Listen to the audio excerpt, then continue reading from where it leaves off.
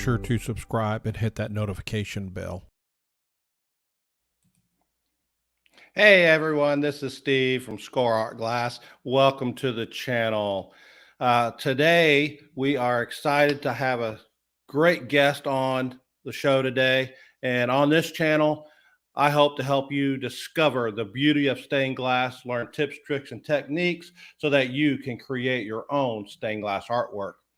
As I said, we got a great guest today, and I am excited to get him and bring him on. Seems like my tickers were not turning off. Sorry about that. But, you know, this guest is a great artist. I have been following him for a while, and just the art and the pieces that he creates are just fantastic. So I'm going to go ahead and bring on our guest. If you're new to the channel, make sure to hit that subscribe button and that notification bell so you know when I go live or when I load new content onto the channel. With that, let's go ahead and bring on our guest. Arjan Boyev started stained glass while living in Normandy, France, in a shed next to an old farmhouse. Arjan started with fun video game designs and eventually reached his goal of 200 items after only a year. Over the past years, Arjan has expanded his pattern collection, been featured in art shows, and moved into a new studio. We will hear more about that in a bit. Arjan's stained glass artwork pleases the kid and gamer in all of us, no matter what your age. His artwork is inspired from various characters from Nintendo to Pokemon and Disney. Please give an SG Live welcome to Arjan Boyev from Stained Glass Geeks.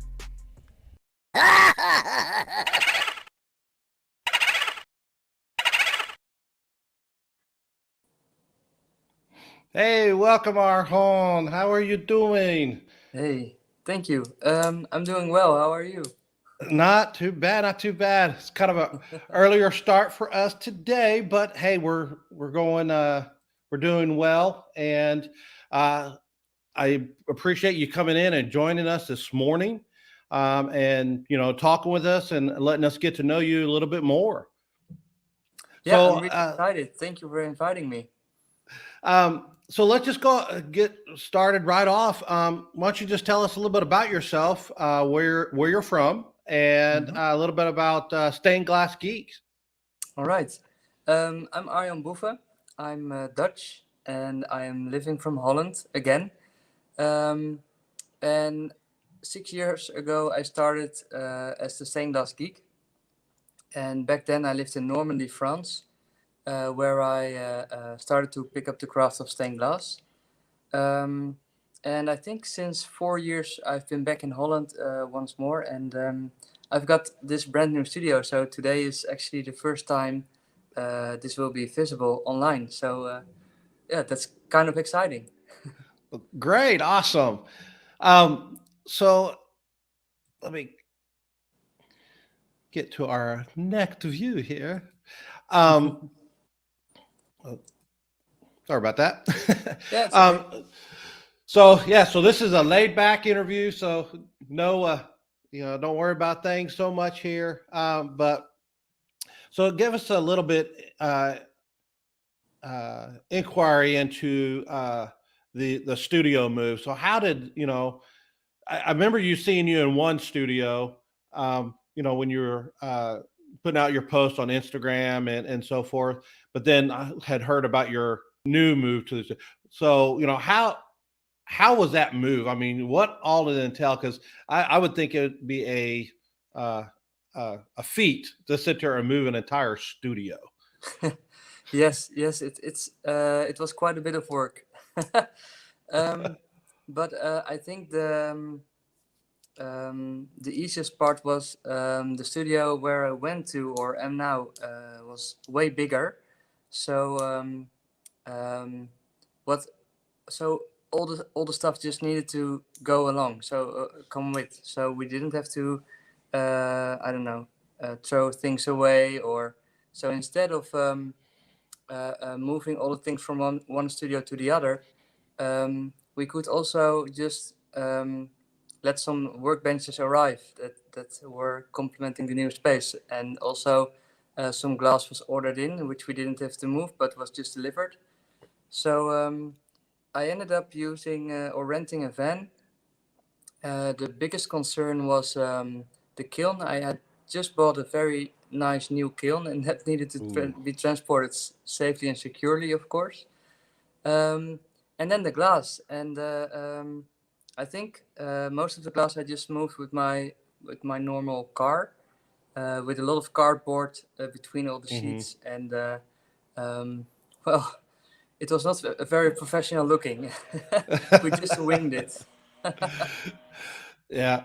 So, I mean, did you have a lot of glass that you had to crate back up, or did you kind of dwindle your glass down in anticipation for the move? Oh no, we just it came quite suddenly, actually. So Oh, really? Oh, okay. so there was just this chance, and we needed to seize the moment. And it was also with signing the lease, and also moving away from the previous space. I think it was done from the point to making the decision to actually moving. I think that took 2 weeks. So Oh, wow. it was Okay. like it went in a rush. Pretty quick. Yeah, really quick. Well, congratulations on the new studio. Thank you. How about giving us or if you're open to it, you want to give us a quick tour of Sure. the new space? Yep. Cool. I'll start downstairs, if you don't mind. Okay. So we'll go back to this area. What I loved about this place is that it really reminded me of how I started in Normandy, and that's because of this big door that's open. So I like to work outdoors as much as possible, or at least have some fresh air. I can show you a little bit of the exterior, not too much, because else we might lose the connection with the Wi-Fi. Okay. But it's a newly built studio in a row next to a few others. Some web shops and stuff. And over here, let me show you, is the workspace area with some crates of glass. Oh, wow. You got quite a bit of space there. Yeah, it's quite large. And then when you move inside, then there are the stairs to go up, and it's quite high. Here we have a toilet as well, which is very convenient. I'm spending most of my days here. So, all right, so let me show you. So over here, I've got my workbench set up, and it looks towards items that are already made. A small space for painting, grinding. The middle part I use for soldering, another space for grinding, so you can work with 2 persons at the same time. I've got my tripod over here, which I use to shoot the videos from this angle, so you can actually see what I see when I'm working. So we've got some Tiffany work, some leaded work, and when we go all the way to the back, then you will notice some shelves with a lot of tools, which I sell on my online class. And then in the back, there is a lot of glass and the first few art pieces. And this glass is, well, they go from Oceanside and Bismarck and stuff like that, all the way to Bullseye. Let me see if I can show to you. I still got some old Spectrum sheets. Doesn't exist any longer. Bullseye, and then we have the German and the French glass, the handmade glass. Okay. Yeah, so they're still mouth blown, so those have some wonderful textures and colors, and they're really the old school glass. And then of course there's the kiln, which is wonderful, and I use it to fuse glass. I can show you. and also to paint on glass. So I'm working on the Scrooge McDuck right now.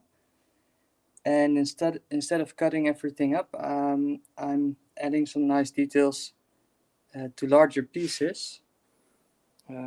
So the detail is still there, but it's a little bit more practical to create it. Ah, great. Yeah.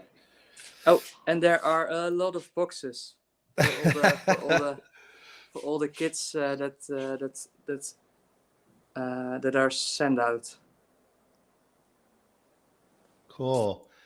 Yeah, you do have quite a bit of space there. Man, that's nice to have that much space. I see you got a lot of tables everywhere, so Oh you yeah, can work on different projects and and keep them this laid out. this might be the most Oh, important. oh yes. This is my You friend know, Geek. He's called my Boom. cat comes in and visits at times in my studio, but when I start running that grinder, he kind of runs away. Yeah, I can imagine. It makes quite some noise. So yeah, there we have the studio. I think this is the part I am most working on, all the pieces and sorting out the glass in all those boxes, all the little containers you see there. And then that part is mostly used to pack up things. If something's finished, that's where I put padding on and put it in the box. Okay. Yeah. Cool. And then we have the stairs with another art project. This is my latest art project with fused glass, some sunny side up eggs. And then when you go to the second floor, then, well, this is more of a gallery. So sometimes I paint a little. This is also the place where I play my video games, where I Okay. create my designs. So Oh, nice. some nice and relaxed area. A lot of more eggs. Also some experiments with fusing, which is fairly new to me. So I'm testing it. I'm learning new things. And yeah, a little kitchenette. I like some coffee during the day. And over here we'll have another space, and this is like the messy area with the fridge and I can show you what's in the fridge. So you can get your lunch and Yeah, and in Holland everything, huh? we do need our mayonnaise, which is very strange for Americans, but in Holland we love it. There's another art piece here which I actually made for Bacardi, but it's lit, so I'm not sure if the camera there we go. There it goes. It. Oh wow. I made this for Bombay Sapphire, and well, it became part of kind of my kitchen. And here we have the stairs to the even more messy area. I'm not showing you that. And here is my computer workspace with the Iron Man you may know. Oh wow. Earlier. That is cool. Yeah, there we go. Yeah, that's awesome. And the computer on which I spent, well, quite some time creating the patterns. Most of them in Illustrator. And then one of my favorite pieces back from I made this one in Normandy still. Yeah. And then over here is my prized collection of video games and geeky stuff. Ah, cool. That's awesome. That nice, really, really nice space.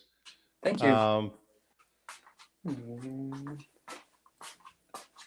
So that's a pretty cool space. Have a nice space like that gives you a lot of area to, I like the way it's kind of sectioned off, just so that you got space to where you can retreat to that's, really to do creative thinking or whatever. Yeah, And and close off from the outside world sometimes. yeah, Yeah. that's really nice. So cool. Well, I appreciate the nice tour of the studio. That's man. Hopefully someday I will have that size of a space to be able to retreat to. Yes, I can imagine. I know that feeling. I was there a few years ago. Like, oh, if I can, I don't know, make one dream become reality, and yeah, it's kind of happening to me this year. So That's yeah, well, congratulations again. thank you. So kind of just to go off into another area, I had noticed, and I'm a big Disney fan, so I really love Disney. And one of the projects that really caught my eye was the Mickey that you did. Yeah, That one was just, I mean, I was really impressed with that one and really loved it. So, how did you come about? Ended up doing that particular piece. I think I had mentioned or seen on one of your Instagram posts is that you were doing it for something at that time. So yeah. I can tell you. Let's just move a little bit closer, so you can actually take a look while we're discussing it. All right. So I guess we can do it like it's all mirrored. So I'm yeah, there you go. That'll okay. work. Yeah. So the Mickey piece actually was commissioned by Disney Holland in 2018, I think. Yeah, late 2018. It was when Mickey Mouse was celebrating his 90th birthday, and they had this global movement for Mickey 90. Like in every country, they were celebrating his birthday, and they asked some artists in every country to participate by creating an art piece. And by the time someone in Holland contacted me also, because at that time I just finished some art for a cocktail bar, Flying Dutchman in Holland. Quite soon they became the best cocktail bar in Holland, so that was quite nice. And in smack bang in the middle of Amsterdam, and so there were some creative people meeting each other there, and then they saw that art, and then they figured, well, this might be very interesting to add something like that to the art show. And well, they really gave me some freedom to actually come up with a design, and I figured after 90 years of existence, maybe we can reflect on Mickey Mouse, on who he was, who he is, and who he became. So I actually mirrored it and made it also seem like to be in a mirror. in a standing mirror. And they loved it, so that was great. And as for the details, I had someone made silver coins. So Oh wow! for the details, so everything has been thought of, and it was the first time I actually designed a frame and thought about minor decorations that really make it stand out even a bit more. And it was also the first time I started using a design philosophy I work with, which basically is that I'm deciding for 90% of the design how it should be, and then there's always 10% in which the glass can, well, speak. Because sometimes glass just breaks even though you don't intend it to, and it gave some nice surprises. For instance, those two squares over here, I didn't think of it. It was just kind of a solution for a problem I came across. but Oh, it's such a nice. okay. It became such a nice detail. So 10% of this pattern just kind of happened because, well, glass sometimes is hard to work with and has a mind of its own. Yeah.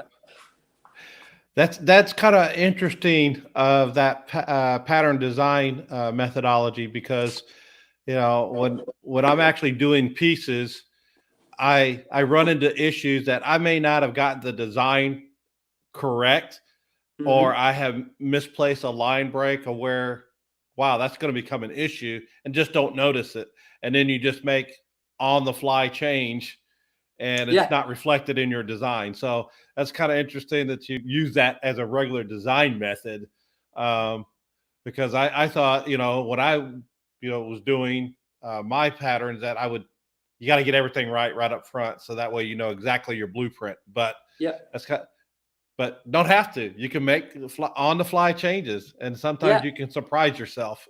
exactly. And it's nice to be surprised sometimes. Yeah, yeah. Yeah. Hmm. So I mean, so they reached out to you. They contacted, asked you to make that design, or you came up with that design and everything. And then did it get displayed at other locations, or did Yeah. it? How did they use it? All right. Oh, sorry. I'm still struggling to find the camera. So yeah. Oh, So when it was actually made, it during the festivities it was shown in the Winter Gardens in a very nice hotel in Amsterdam, the Crescent Polski Hotel, hmm. together with in total 16 different art pieces. Oh wow. And Okay. Disney kind of arranged everything. So there were famous people. There were um, they actually flew in some people from Disneyland Paris, including Mickey himself. And in Holland, we have a very famous musician who plays the piano, Wibi Soyadi. And he also had a role to play during that evening. And the Dutch TV was there, and well, like the whole ball of wax, the entire program of a show that Disney can give. So it was very high end. It was very wonderful to experience.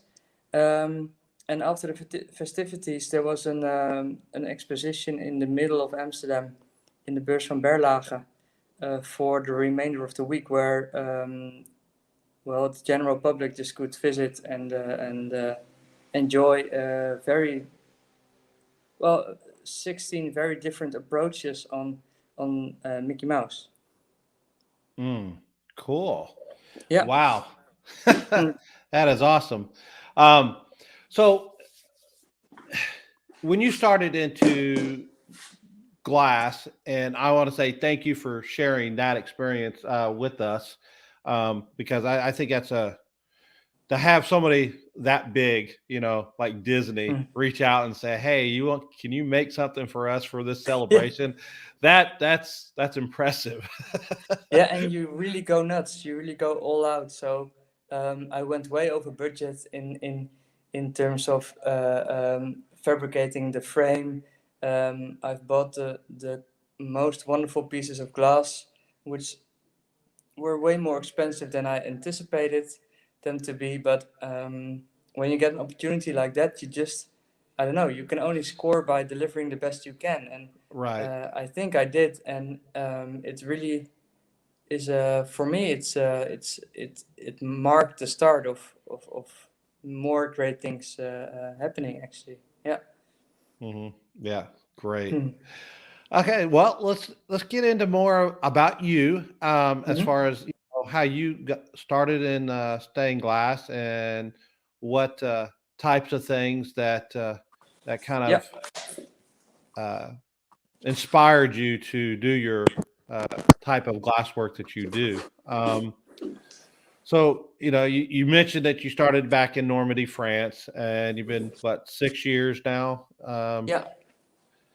So what actually triggered you to try stained glass out? Um,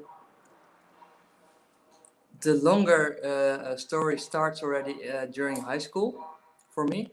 I was back then I was soldering sculptures, and I never knew how I could actually fill in the gaps between all the lines I was soldering. So I was soldering all kinds of shapes, and I could never fill in these blank spaces, which for me was a problem. And then I think later on, 5 years later or something, I saw a Tiffany hanging lamp, and it had a pattern of roses and flowers and stuff.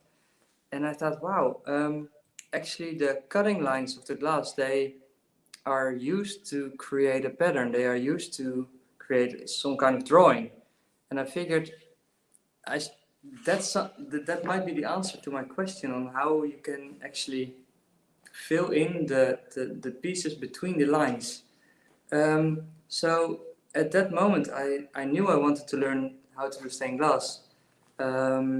But it's quite expensive to get started. You need some space to be able to get started. And in my case, I also needed some absence of people around me to get started. Because to start on a crazy idea like recreating pop culture imagery in stained glass, my guess was that most of the people, maybe 9 out of 10, would say you're crazy. Don't do it. Don't even think about it. It's already wrong to consider it, let alone really go for it. So when I was living in Normandy, France, away from all the people surrounding me, like friends and family, colleagues, I finally had the space and also the space in my head and in my life to actually take a chance. And we lived there because my wife was recovering from a sudden loss of her sister, sadly, who passed, and she really needed some time to recover from this. So I was paying the bills with my day job, and to keep the balance right for myself, I also needed something different, something creative, something away from my computer to do. So I figured I finally have the space. I finally have a moment in my life in which I can kind of decide whatever I want, because there were no people surrounding me who could tell me to do things differently or otherwise. So one day I got back from a client who ordered not a regular single movie, but for me to create, but he ordered 3. So I knew I had some serious income for the next few months. So on my way back to France, I stopped by a stained glass store in Holland and dressed like someone who could work in a bank with a white blouse and a nice no tie, but that was the only thing missing in the picture. I asked them to just fill a basket with everything I needed to get started, and they were looking like, we're not sure if you are the type of person who would actually enjoy this. Are you certain you want a grinder and a glass cutter and a lead knife and so on and so forth? And I was. And then I had to drive for 7 hours to get home. And when I got home, I immediately unpacked everything and I attempted my first tries. And I guess a few weeks later, I started creating my first pieces, and people on Facebook saw it, and before I knew it, they were all sold more times than I had made them. So all of a sudden I had to recreate them, which got me thinking on how to process that and how to be able to recreate patterns. So I started to create them digitally. And it only went crazier from there, I suppose. Wow. So So you were posting what you were creating at the start just on Facebook, and then you got such a overwhelming response. And Yes, and mainly from people in Holland who were kind of smiling because I was when in France I was showing like I'm working from my computer and it's nice warm weather and this is the Côte d'Azur, the nice and blue ocean, and you know that was my regular kind of post. And all of a sudden I was living in Normandy and I showed a nice farm, and then I showed the cows, and you know, to friends and family. And all of a sudden there was like, hey, this is a power up from Super Mario Bros, but made in stained glass. And people were like, what? This is crazy, but it's so fun. oh wow, that is cool. So when you got started, you said you just it was all of a sudden you stopped by the stained glass store and you bought everything you needed. Um, I had seen the picture and I had showed it in the introduction. You were doing it all outdoors, I guess, in a shed. Yeah. I mean, was there power in the shed? There was power. So. It looked like an outdoor shed that just kind of like had a back wall and maybe some sides, but everything else was just open to the elements and so forth. Yeah, true. Wow. And that was where I started, and it couldn't have started any way better, I suppose, because when I was working there and the night would fall, then in twilight, then there were some owls, and they arrived and they flew over the fields, and it was a very romantic place to start a new chapter in your life. It was great. Yeah. Oh wow, that is cool. Even though it was lacking proper doors and walls and. Oh man, so you said you do both. You do both Tiffany method or copper foil method, and then also lead. Yep. Which do you prefer? Which method allows you to be, I guess, most creative in your designs and in your assembly of the glass? For now, that would be Tiffany with copper foil, and that really has to do with the size. When I would make my pieces larger, then the lines need to go thicker as well, and then that would be interesting for figuratively working, for creating figures. But for now, the lines of Tiffany are I think they work the best in my patterns and in my designs right now. Besides from some borders left or right. But I'm hoping to maybe one day, for the Mickey, for instance, create one that's maybe 10 times that size. Oh wow. Yeah, then Tiffany just won't work any longer. Right. Yeah. So it's and for me also both techniques, I really approach them from an artistic point of view. So when I started, I kind of felt that Tiffany would be like a little pen and ink, so the lines might be more alive and differentiate in width and thickness. Whereas stained glass with the LED games would be more of creating images with a marker. The lines are always constant and the same. And they are both qualities you can use, which is why all my pieces have a leaded framing or outline, because I really like the finish of lead, and also to use this consistency in the line for the exterior part of a stained glass piece.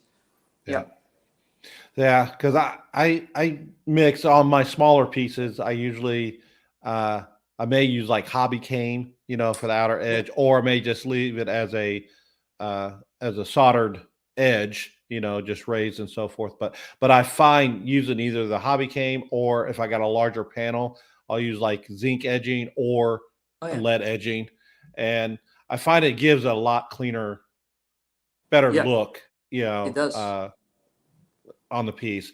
And that piece that I showed you earlier before we started today, I'm using a lead edge for that. That's going to sit in there, so that's going to Great. be a pretty interesting piece to tackle for the first time. Yeah, and make sure to use an H-game LED for the outer border, Right. because you can always cut away half of the game in order to make things fit. So for this SpongeBob over here, let me see if I can. Yep. Yeah, over here. Yep. The outer circle is LED game. It's an H game, and at some parts you can just dent it in order to give it a very nice and tight fit. Yep. Whereas if you use a U profile, then you don't have any flesh to cut away. So if it doesn't fit, then you're you're in trouble. Yeah. Yeah. Great. So what has been your largest stained glass piece you've made? The largest is actually made in my hometown, in Zwolle, and it's an image from a medieval chart from my hometown. So it's like an entire wall, Oh, wow. which I hand painted with the most tiny brush you can find, and I painted in all the details of this old chart. It's backlit, and it's in front of an entrance of a restaurant and cafe restaurant, which is called the Wijnhuis in Zwolle. And that's also a very traditional Dutch building. It's the place where all the wines would stock, and it was in front of the tax office. So in medieval times in Europe, liquor and wines were already taxed. And so the wine house, the house of wines, always, traditionally speaking, sits next or opposite to the tax building. Oh, wow. Yeah, so there's a lot of history, and I could actually recreate this history. So that's wonderful. Oh, yeah. That's cool. Yeah. Awesome. And it's well, we're here in a metric system, so it's maybe difficult to translate, but it's 1.5 meters tall, and it's 3 point some meters wide. So it's really that big piece. Yeah. yeah. Wow. Hmm. Wow. So, do you feel comfortable more in in your gaming and, I guess pop culture niche? Have you done stuff in other niches, landscapes, portraits, stuff like that? Have you done any of those, or do you just feel more comfortable in the whole pop culture and gaming niche? I have almost done nothing else besides in the niche.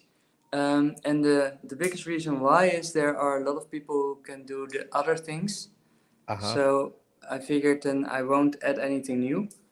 And for me, I really like the smoothness of cartoons. And my background also as an illustrator and animator, I have the same smoothness in my fingers. I'm very traditionally schooled, so I know how to draw an animated film just by drawing all the frames.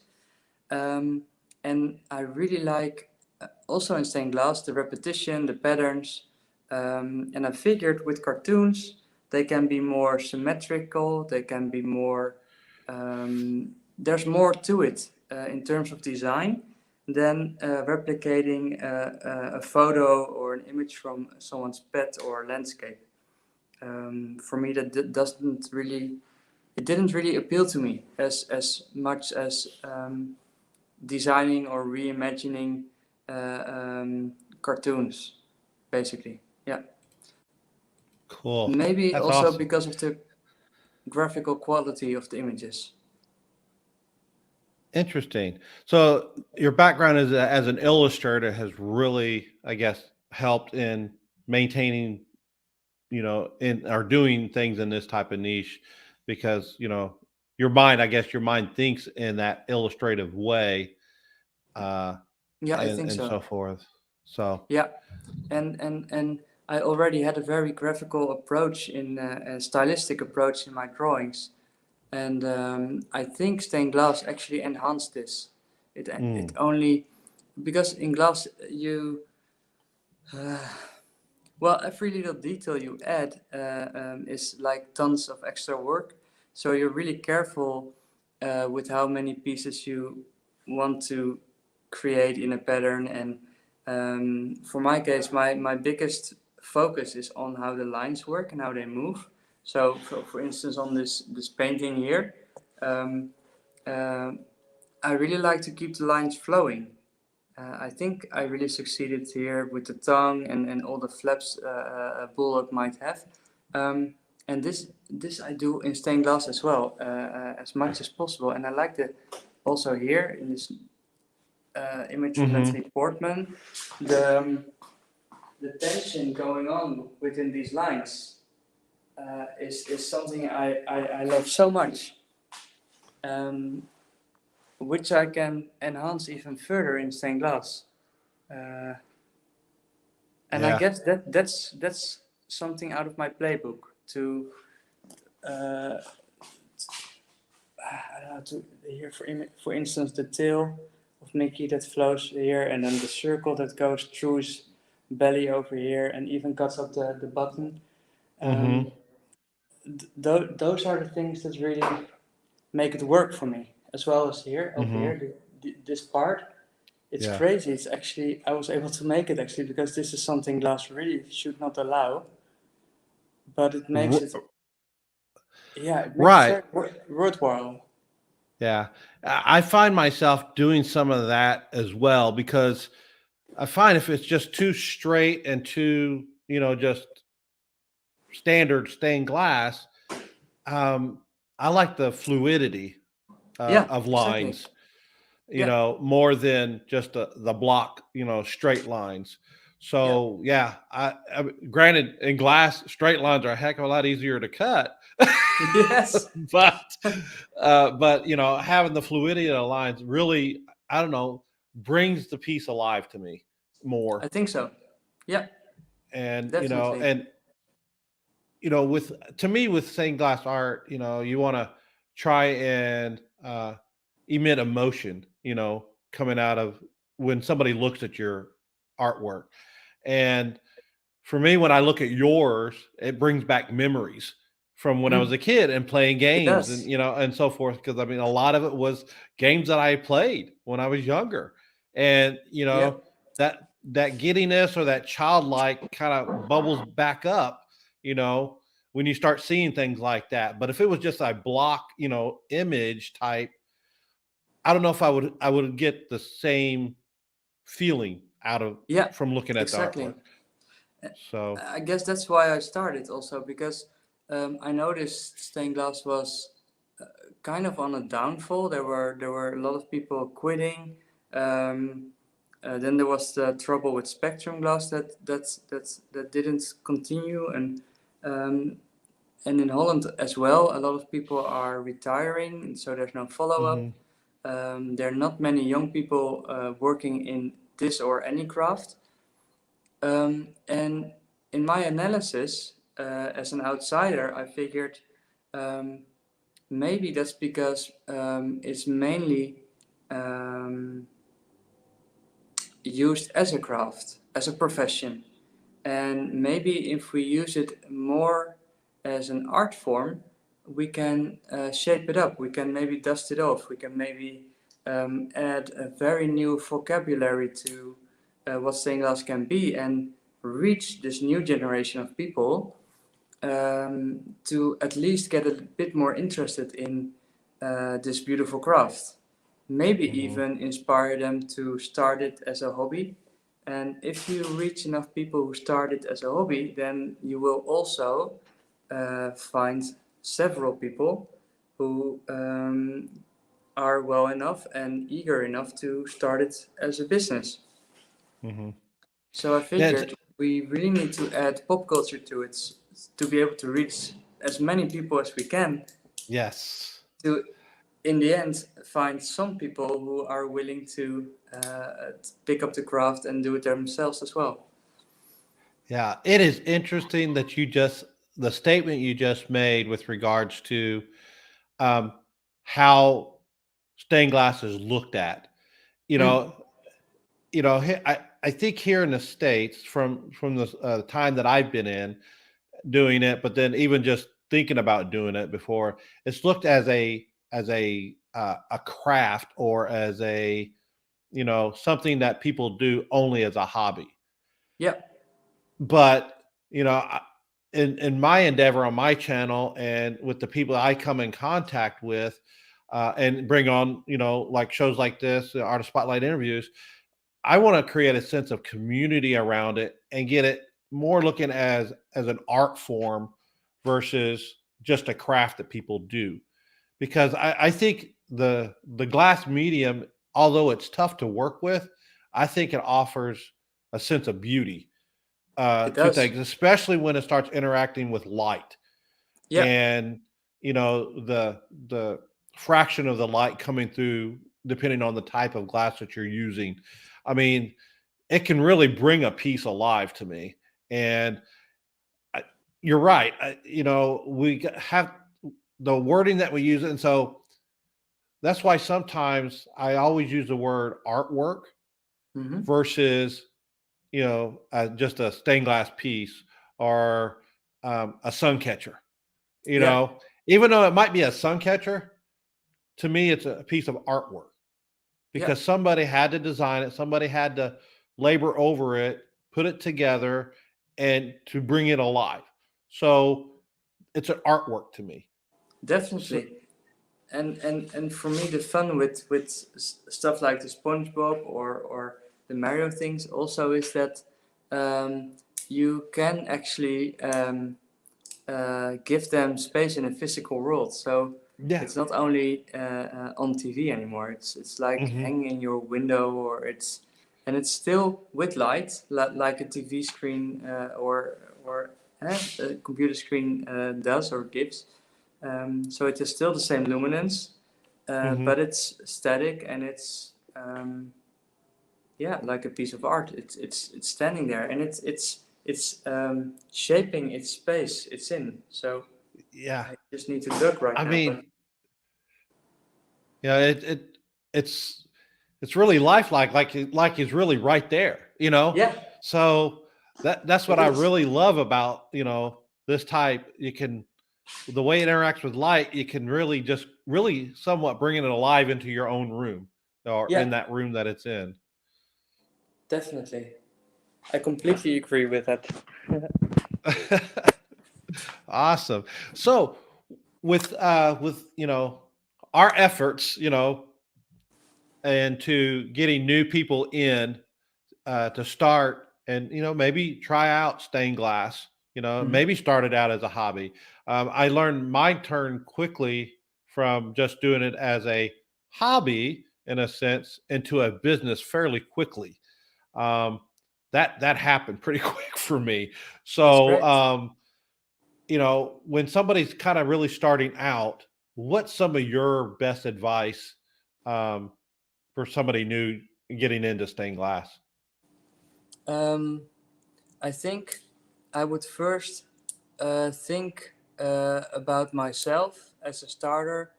Um, I would first check my personality. Like, if am I someone who prefers learning it on my own accord, and am I handy? Can I do other things as well? Mhm. Or are you are you a person that's very inexperienced in working with their hands? Then maybe it might be better to sign up for a class first. And also budget wise, if because it's quite a risk to dive in the way I did. Um, so you have to be the kind of person for that. Mhm. And maybe you can also learn it by doing a class, or maybe there's someone around you, because there was no one around me. If I had a neighbor who had a workspace, then I would have walked by and said, "Hey, this is interesting. Can you maybe learn me a thing or two? Teach me a thing or two?" That would be very practical. Yeah. So my bet would be on check that first. If you want to start, check your surrounding first. Maybe there's someone around you that already does this, or and with the class I'm giving, I also I've reached a lot of people telling me like, my grandfather used to do this, or my grandmother used to do this, and and I still have some tools, or in his or her memory, I want to understand what they knew about this, and but which is great, and so that really helps, especially when people already have some tools. Oh, Saves yeah. some Yeah. it saves some expenses, and makes it easier to start. And then there's the factor of time. Can you spend at least one evening without any well, 3 hours in a row, for instance, to actually do something? Because you don't want to put everything on your workbench and then quit out, and then quit within the hour, and then have to get rid of everything again, because then chances are you won't continue later on. Yeah. That is so funny and true. I've got a piece sitting underneath me right now that I've been working on for over a year now. It's a personal piece, but like I said, it started off, hey, this is a good one. I had a couple, pieces under me and so forth like that, and then it was I'm just going to go for it, and I'm going to go for this larger piece. And I started on it, was rolling, and then I started, getting some commissions in from people that I know. And so I started working on those. And next thing you know, I'm more busy working on other stuff than my own personal piece. And before I knew it, it was a year that this one's been sitting on the table and I have covered. And it was like, I got to get back to that. So that's what kind of forced me to start doing the lives, was so that I can work on that piece and start getting it gone, because now I got larger pieces coming in that I need the space for. And I don't want to pick it all up. So yeah, That's how it goes. yeah, you got to dedicate some time and really start looking at things, and on the size of the piece that you're doing, and then how long it's going to take you to do, and then make sure you're able to put that time aside to really get it completed, so it's not sitting on that table for so long. Well, and that might be the most difficult part. It's not necessarily the cutting and working precise. Of course, those can be challenging as well. But especially when you start out, and for me now, even still, it sometimes is really hard to actually finish a piece. Yeah. You really have to. And maybe that's also for other lines of work. I mean, it's also, for me, it's also hard to make sure everything is in the dishwasher. I can get 90% without any trouble, but to actually find the last cup or the last plate or anything to really go in there. Yeah. Yeah. I feel that. I feel that. Yeah, it's getting it right over that finish line and getting it completed. So yeah, this is awesome. Well, this has been great. So how about we do this? How about you tell them how they can get in touch with you, or where they can find you? And you did mention you do have a class, online class type. Give us a little bit of information about that before we depart here. So. All right. My label is stainedglassgeek, and I started out as someone to create everything himself. I wanted to learn the craft, and now after 5 or 6 years, I've been away for a year because of my baby boy. He's doing wonderfully. He's 18 months old right now, and he's walking and he starts to talk. Sam. And when he was very ill, I started the stained glass class in order to, because we were in a lockdown situation, in order to still reach the same people I usually reach, even though I didn't have my own workspace available to me. And right now I'm pursuing this even more. So I want to be able to kind of fuel other people's hobby. Still create some items myself, but merely to shoot videos with them, to be able to post them on YouTube, how-to videos. I've made all my patterns accessible also. So you can enroll in the class at Class 101. You can join Patreon to receive monthly patterns. And on stainedglassgeek.com you can find pre-made class items as gifts, or you can purchase your own stained glass geek patterns, which you can also use to sell your pieces with. So it's not only for hobbyists, it's also if you want to create something from the niche I'm working in professionally, you can still use them, because I really want to, I don't know, push forward this movement, this renaissance in stained glass, and to the best of my abilities. And I think if I spend my time in facilitating this for others, I can be more of use and create a bigger impact together than I can do on my own when I'm stuck behind my workbench. All right, great. Hmm. Well, we want to thank our guest, Stained Glass Geeks, for their coming on to the show today and being part of SG Live and SCOARTGLASS. Again, you can find his Stained Glass Geeks links down in the description below of this live. And we want to thank everybody for joining us today. And we've got another Artist Spotlight interview coming up in October.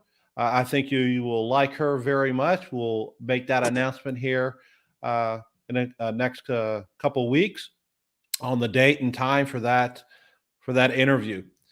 With that, again, thanks everybody for